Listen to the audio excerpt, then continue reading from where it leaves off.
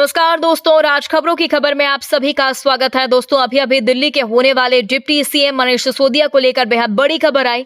अब बताया जा रहा है कि आगामी 4-5 दिन में मनीष सिसोदिया एक बार फिर दिल्ली के डिप्टी सीएम पद की शपथ ले सकते हैं। दोस्तों, दिल्ली के विवादित शराब घोटाले में तिहाड़ जेल में सुप्रीम कोर्ट के आदेश से जमानत मिलने के बाद रिहा मनीष सिसोदिया पूरे जोश और जुनून में है। जी हां दोस्तों, दिल्ली के पूर्व उप मुख्यमंत्री मनीष सिसोदिया को शुक्रवार को सुप्रीम कोर्ट से जमानत मिल गई। जमानत मिलने के बाद मनीष सिसोदिया जैसे ही बाहर आए, पार्टी के नेताओं कार्यकर्ताओं ने उनका गर्मजोशी के साथ स्वागत किया। पूर्व deputy CM Manish Sisodia jail से निकलने के बाद सीएम अरविंद केजरीवाल के घर गए और उनके माता पिता का आशीर्वाद लेने के बाद वे अपने घर पहुंचे। आज जमानत मिलने के बाद शनिवार को वह कनॉट प्लेस में हनुमान मंदिर में दर्शन करने पहुंचे और राजघाट पर महात्मा गांधी की प्रतिमा पर श्रद्धांजलि अर्पित। इसके बाद उन्होंने आप कार्यालय में जाकर कार्यकर्ताओं में नई ऊर्जा भरने का प्रयास किया। दोस्तों, 17 महीने से ज्यादा जेल में बिताने वाले सिसोदिया ने अपने भाषण में कार्यकर्ताओं को एकजुट होकर लड़ने का आह्वान किया। दोस्तों, संजय सिंह ने कहा कि आप हमारे नेताओं को नहीं झुका सकते। 17 महीने का हिसाब कौन देगा? जो यातनाएं उनके परिवारों ने सही, उनका हिसाब कौन देगा? भाजपा वालों, नफरत की राजनीति में तुम जरूर आगे हो सकते हो, लेकिन जब लड़ने की बारी आएगी तो हिम्मत मत करना आम आदमी पार्टी से लड़ने की और टकराने की। आप हमारे नेताओं को कभी झुका नहीं सकते। मनीष सिसोदिया, जिन्होंने बच्चों के भविष्य के लिए काम किया, उनको 17 महीने जेल में बंद रखा गया। आगामी चुनाव में भाजपा वालों की जमानत जब्त करवानी है। दोस्तों, जेल से बाहर आने के बाद मनीष सिसोदिया ने बीजेपी और मोदी, ईडी, सीबीआई पर हल्ला बोल दिया है। इसके बाद आप पार्टी के कार्यकर्ताओं में जोश का संचार होता हुआ देखा जा सकता है, पर असल जोश का संचार तब पता चलेगा जब दिल्ली के विधानसभा चुनाव में आपकी जीत होगी। और एक चीज कहूंगा यहां से, विपक्ष के लिए भी और इनकी सत्ता में बैठे नए नए साथियों के लिए भी जो इनके साथ नए नए गए हैं, इस तानाशाही से अगर लड़ना है तो एकजुट होके लड़ना पड़ेगा। ये ना सोचें कि आज आम आदमी पार्टी के कार्यकर्ता और नेता जेल में हैं, कल नंबर आपका भी आएगा, कल नंबर उनका भी आएगा जो दूसरे पक्ष में बैठे हैं या इधर के पक्ष में बैठे हैं। कल नंबर उनका भी आएगा जो इधर नए नए गए हैं कि हम तो इनके साथ हैं। एनडीए के साथियों को भी कहना चाहता हूं, उनके साथ जो गए हैं, और इंडिया गठबंधन के भी एक एक आदमी को और बाकी सब पार्टियों के साथियों को कहना चाहता हूं, पार्टी की जिंदगी के लिए नहीं, नेताओं की जिंदगी के लिए नहीं, देश के लिए इकट्ठा होकर लड़ना पड़ेगा। देश के लिए इकट्ठा होकर लड़ना पड़ेगा।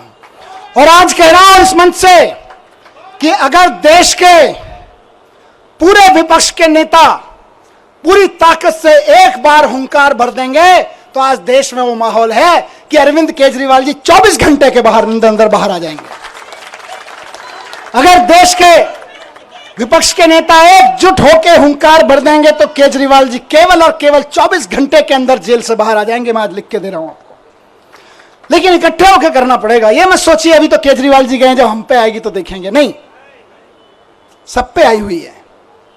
सबको इकट्ठे होकर लड़ना पड़ेगा। सबको इकट्ठा होकर चुनाव भी लड़ने पड़ेंगे, लड़ाइयां भी लड़नी पड़ेंगी, कानूनी लड़ाइयां भी लड़नी पड़ेंगी। और एकजुट हो गया तो इस चुनाव में तो दिखाई दिया कि 400 पार ढूंढते रह गए। एकजुट होकर लड़ेंगे तो आगे आने वाले चुनावों में भी ढूंढते रह जाएंगे कहां है। 0 पार बस सीधे कहा 0 पार। तो ये कोई ये ना सोचे कि अलग अलग लड़ लेंगे, जब हमारी लड़ाई आएगी तो लड़ लेंगे। लड़ाई सबकी है, लड़ाई देश की है, लड़ाई एक एक भारत के नागरिक की है। सब पार्टी वालों को, जिनको जनता ने थोड़ा थोड़ा भी कहीं कहीं भरोसा दिया है, कहीं ज्यादा दिया है, सबको इकट्ठा होकर इस तानाशाही के खिलाफ लड़ना पड़ेगा। जोर से चिल्लाना पड़ेगा कि तानाशाही भारत छोड़ो। और जिस दिन तानाशाही भारत छोड़ो का नारा हर गले से निकल गया, केजरीवाल जी सबसे पहले जेल से बाहर आएंगे। हेमंत सोरेन जी आ गए ना, देखो कितनी दिन मुझे निकाला, अभी अरविंद जी भी आएंगे। लेकिन सबको करना पड़ेगा, ऐसे नहीं कि सब। तो मैं बस यही कह रहा हूं कि आम आदमी पार्टी की तरफ से तो आज हम भरोसा दिलाते हैं कि दिल्ली के चुनाव में भी और बाकी चुनावों में भी पूरे देश में, कश्मीर से लेकर कन्याकुमारी तक, एक एक घर में इस आवाज को उठाएंगे, एक एक शहर, एक एक नगर में इस आवाज को उठाएंगे और बता देंगे कि हमारे इरादे कितने फौलादी हैं। तुम चाहे जितनी यातनाएं दे लो, तुम चाहे जितने जुल्म कर लो, जब तक इस देह में प्राण रहेगा और माथे पे संविधान रहेगा, इस दिल में हिंदुस्तान रहेगा। भारत माता की, भारत माता की। की। दोस्तों, इस पूरी खबर पर आप अपनी राय जरूर दें। यदि आपने अभी तक हमारे चैनल को सब्सक्राइब नहीं किया तो प्लीज बेल आइकन दबाकर अभी हमारे चैनल को सब्सक्राइब करें। अगली ताजा खबर के साथ हम आपके बीच जल्द ही हाजिर होंगे। तब तक के लिए नमस्कार, जय हिंद।